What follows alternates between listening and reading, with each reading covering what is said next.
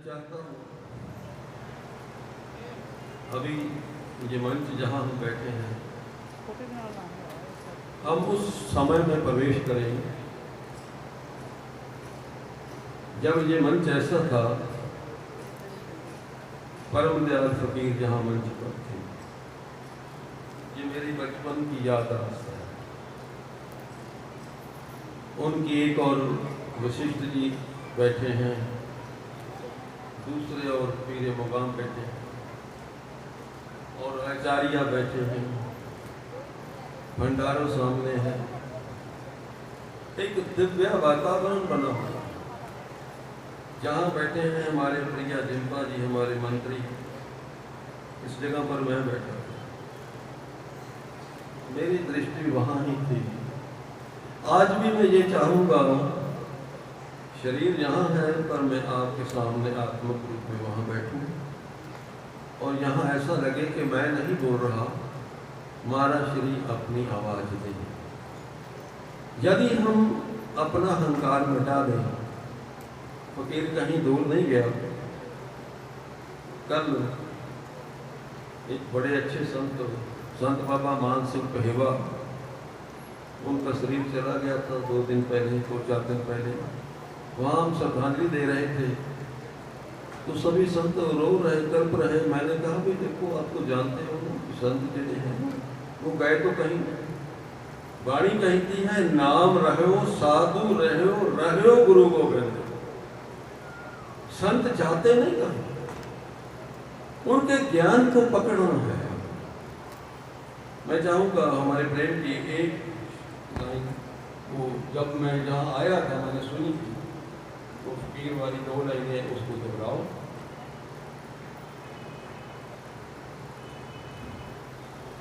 राधा स्वम गुरुर् ब्रह्मा गुरुर्विष्णु गुरुर्देवो महेश्वरा गुरु साक्षात् परब्रह्म तस्मै श्री गुरुवे नमः। त्वमेव माता च पिता त्वमेव बन्धु सखी सखा त्वमेव विद्या द्रविणं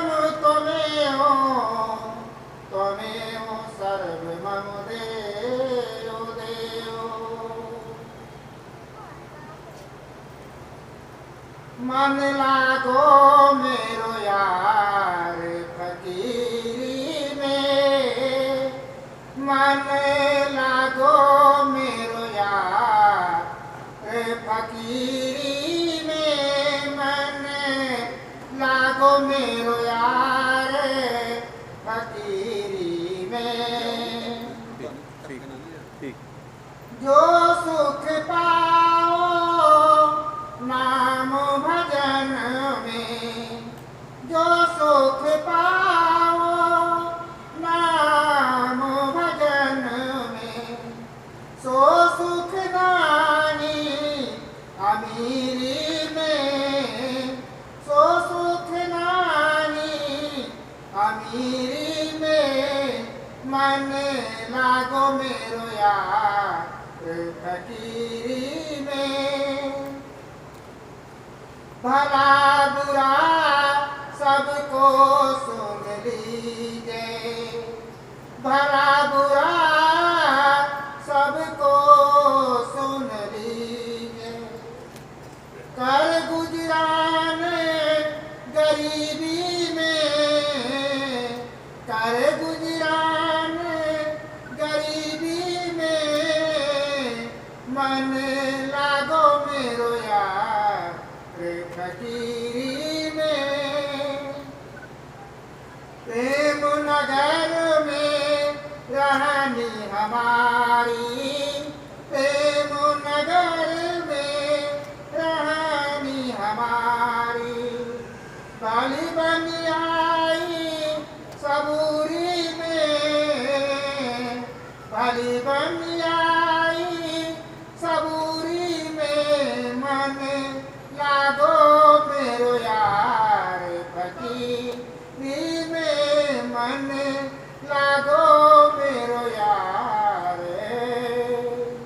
शब्द ये दो थोड़ा इसलिए गुनगुनाया गया, मेरा स्वयं का मन फकीरी में लगता है। फकीर कहते हैं कि आपको फकीर होना है। ये कठिन परीक्षा थी मेरे सामने। वो तो अतीत पुरुष थे, हर घटना को समझते थे, जाने वाले भविष्य को भी जानते। जीव का मन लगता नहीं है। अगर गरीबी है तो गरीबी उसके दिमाग में चढ़ी रहती है। अच्छा भोजन करेगा, खाएगा, पिएगा, मौज में मस्त भी रहेगा तो भी खोपड़ी में बैठी रहेगी ये गरीबी। फकीरी तो बिल्कुल नहीं आती। ये मंच यहां मैं सुन रहा हूं, सामने फकीर के बैठे हैं।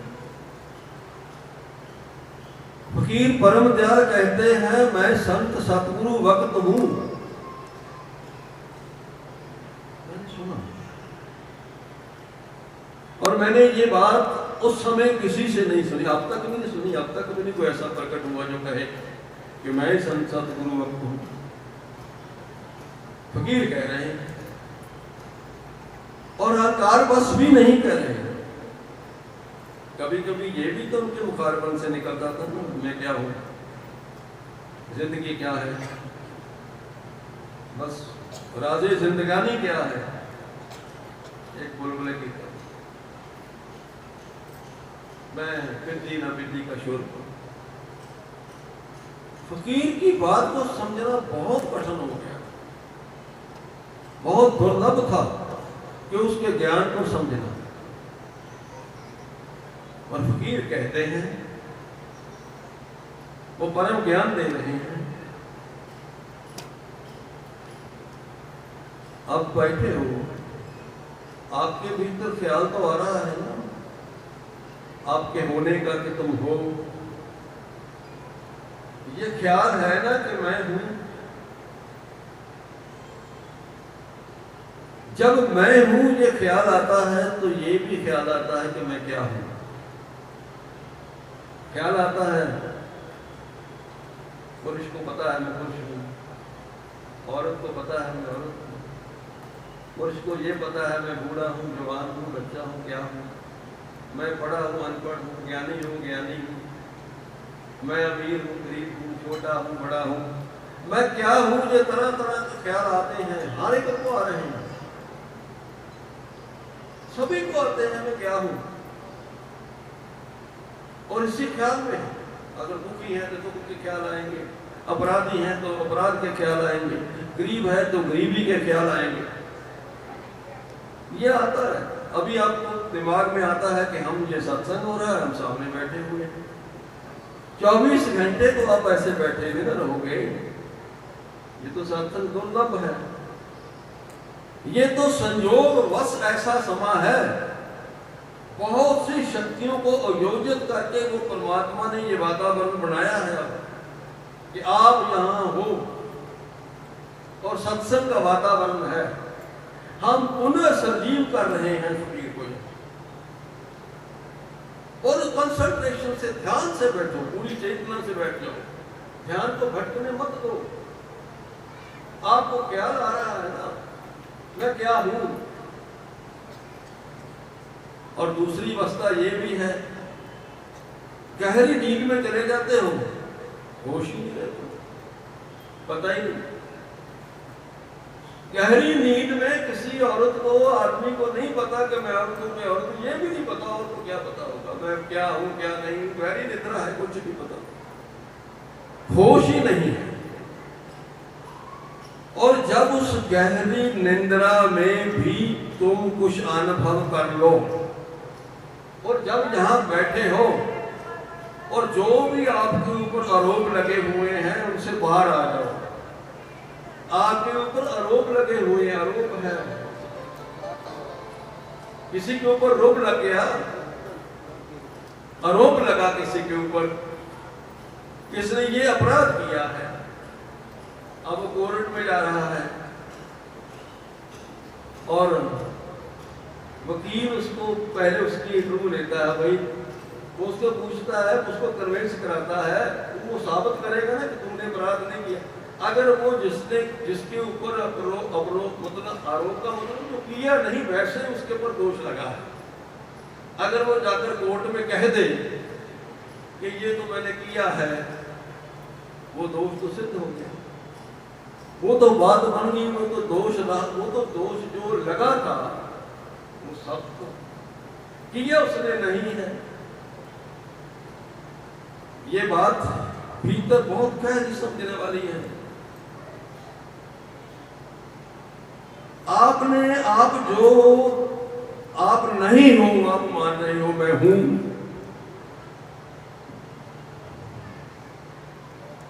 आपको पता है आपकी मौत तो कभी है ही नहीं, मृत्यु नहीं है आपकी,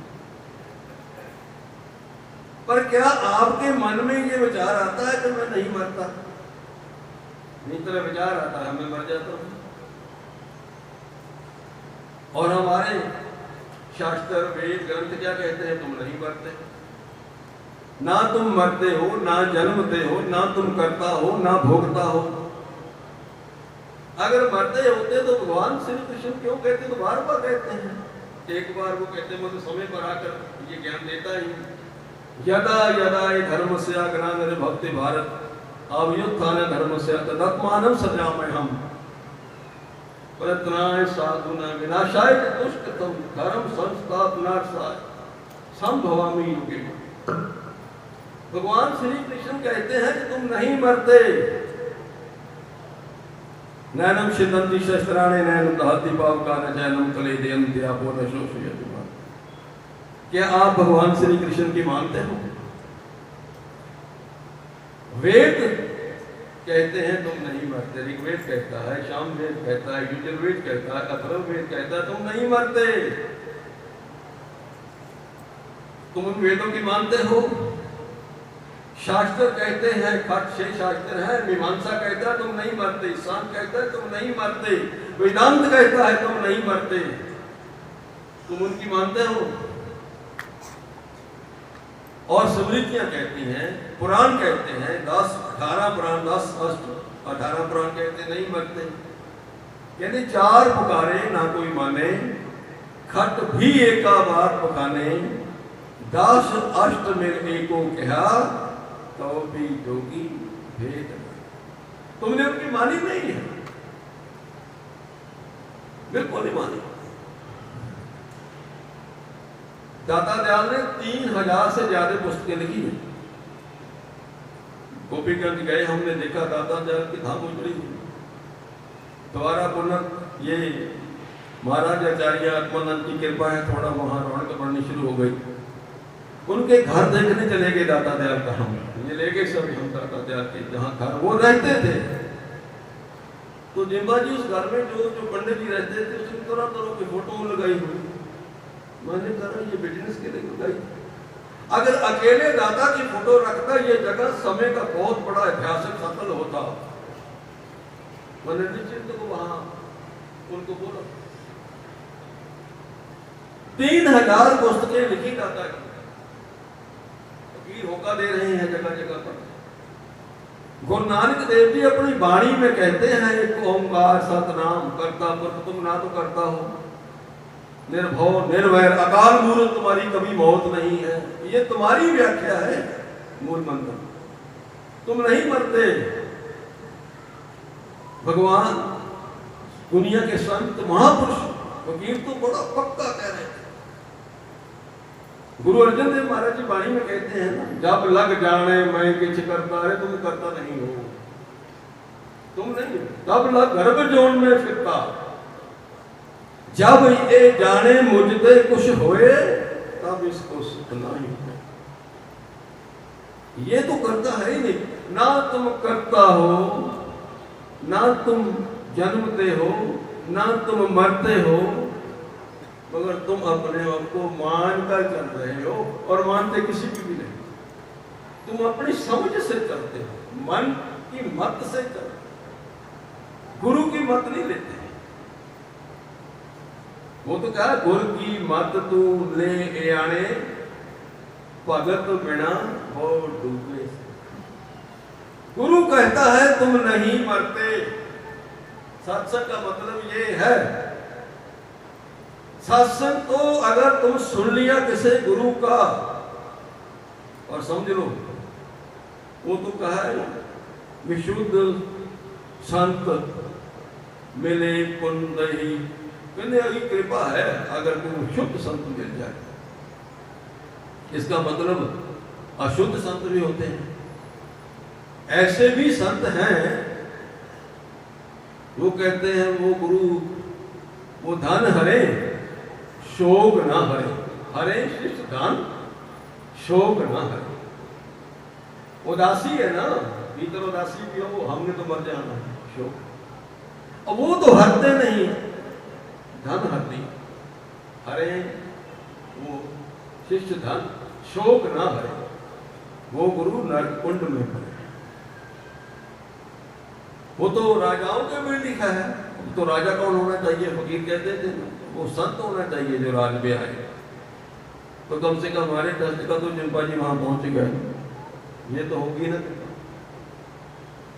राजा के लिए जासो राज और उसकी प्रिया प्रजा भिखारी, राजा तो है लोग प्रिया, लोग दुखी दुखी, राजा सो रहा है, मस्ती कर रहा है, टिक रहा है, नशे में धुत है, और उसकी प्रजा जो है मारे मारे फिर रही है।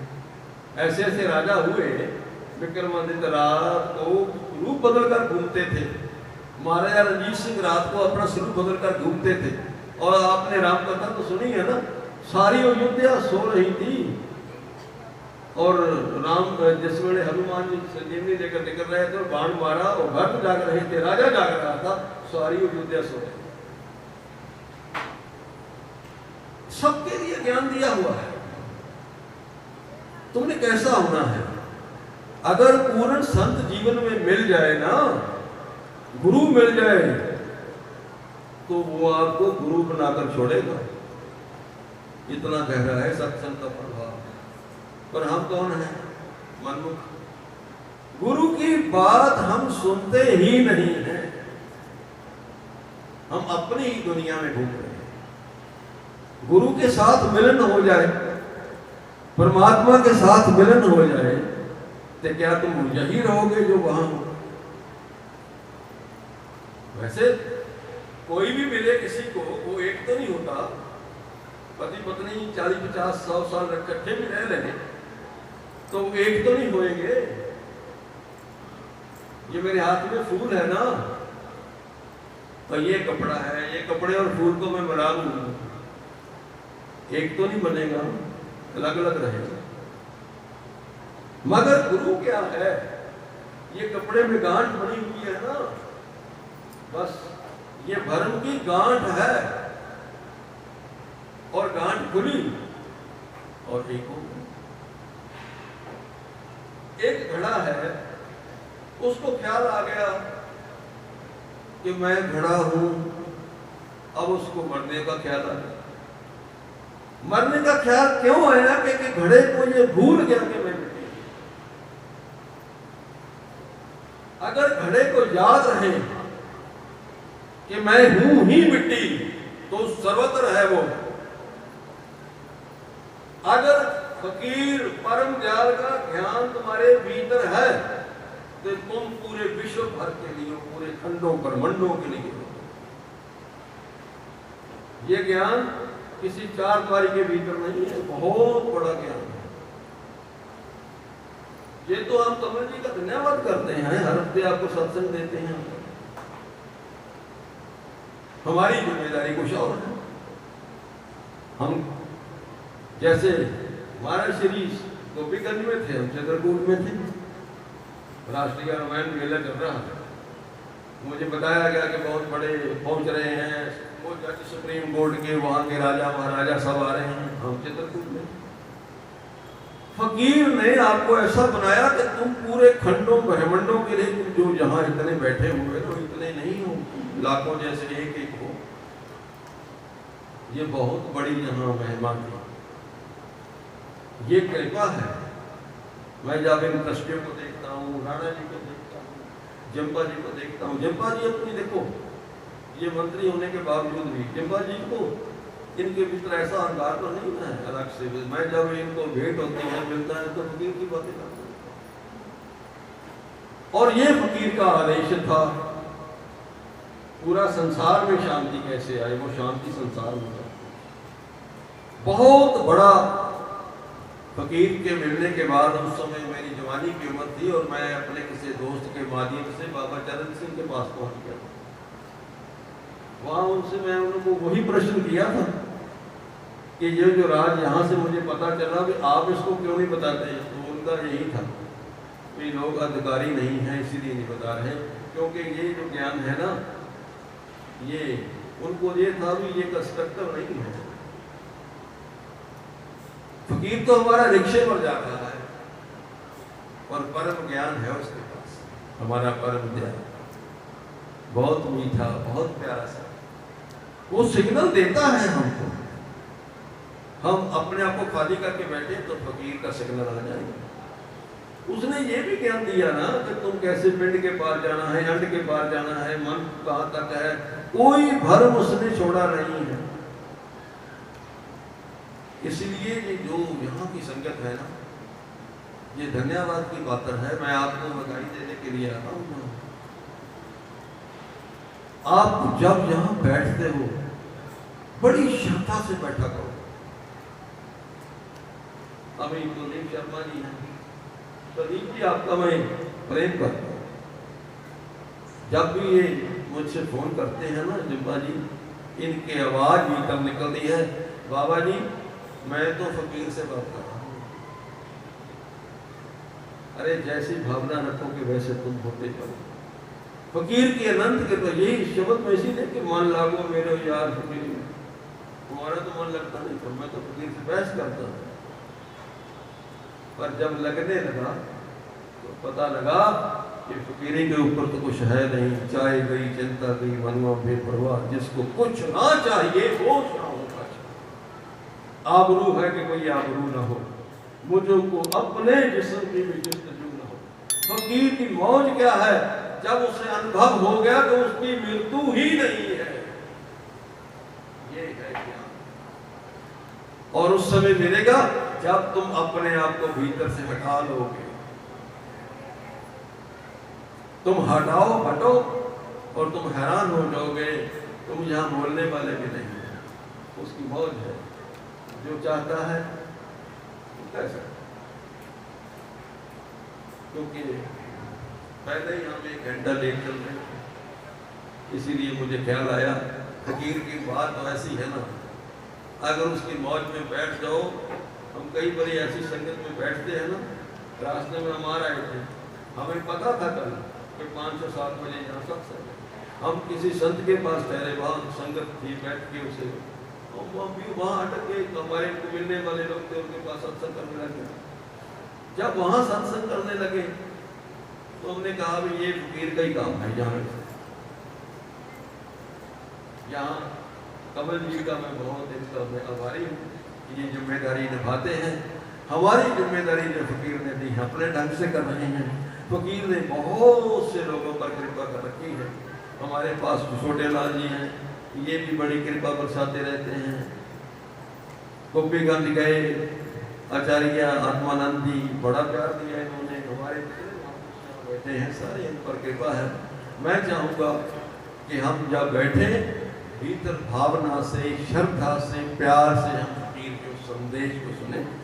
अब समय की सीमा को ध्यान में रखता हूँ मैं वाणी को विराम देने जा रहा हूँ और आपने सबको ये बेनती करता हूँ कि सत्संग को बहुत दिव्या बनाते चले हम, धीरे धीरे धीरे धीरे। जैसे डूबते जाओगे सत्संग तुम्हें वहां लेकर जाएगा जहां कोई मृत्यु ही नहीं घटती।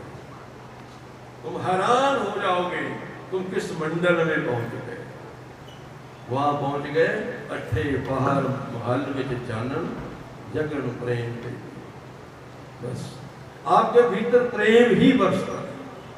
इन दिनों गुरु तेग बहादुर का प्रकाश उत्सव मनाया जा रहा था। उन्होंने जीवन के दोनों रास्ते बता दिए। एक रास्ता है जो सपना है साहब, जैसे जल में बुद्ध बुदाओ कटियो पंसो नीत जग रत्ना तैसो दत्ती को नानक सुन। पर दूसरा रास्ता वो है क्योंकि काल अकाल के सहारे चलता है ना, जहां मृत्यु भी नहीं। और इसीलिए वो शहादत दे रहे हैं। ये बहुत सी उदाहरणें हैं। तो हम जब भावना से बैठेंगे तो वो आनंद भीतर हमारे प्रवेश